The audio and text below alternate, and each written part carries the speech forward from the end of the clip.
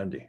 Well, Coach, can we step back just a little? Because you went to the Knicks and then the Pacers, back to the Knicks, but then you were with the Cavaliers, and for about, I think it was 20 games in 2005, you coached you were the interim head coach, and you coached a very young LeBron James, who was in his second year and had already become a star. I don't know if he was a superstar, but give us your thoughts on coaching LeBron in 2005 as the interim head coach. Yeah, well, Paul Silas was fired, and I was named the head coach. I was very uncomfortable being named the head coach, and because the perception would be I try to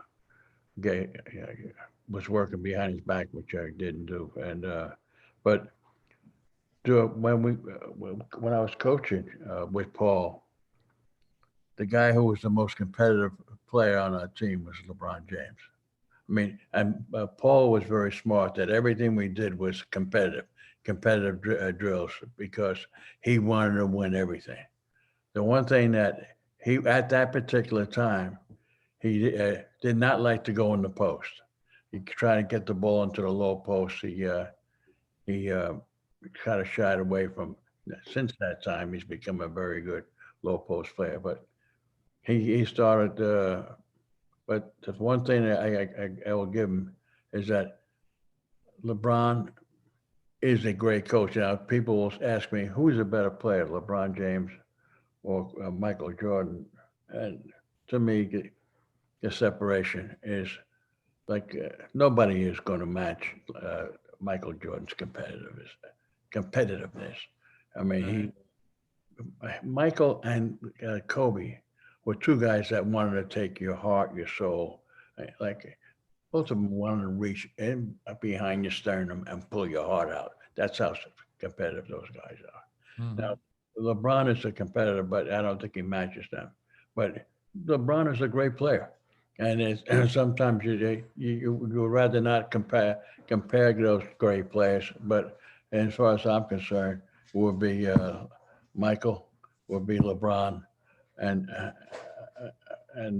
no, it'll be Michael, Kobe, and LeBron. And then I was thinking about this recently. As a matter of fact, maybe a half hour ago. Nobody ever mentions Kareem Abdul-Jabbar, the Lou Alcindor Power Memorial. Yeah. He scored the most points all time in the NBA. He has multiple championships, and everybody bypasses him. He should be on the Mount Rushmore. And then if you ask people who's going to be on the Mount Rushmore of the NBA, he's never mentioned. But and I would say, who's the greatest player who ever played? It would be Kareem. But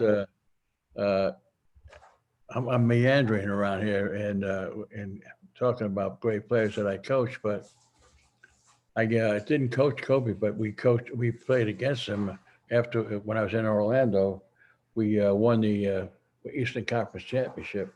We went out to LA, and you could tell right away that the guy who was going to dominate the series was going to be Kobe, and he dominated. He was a great player.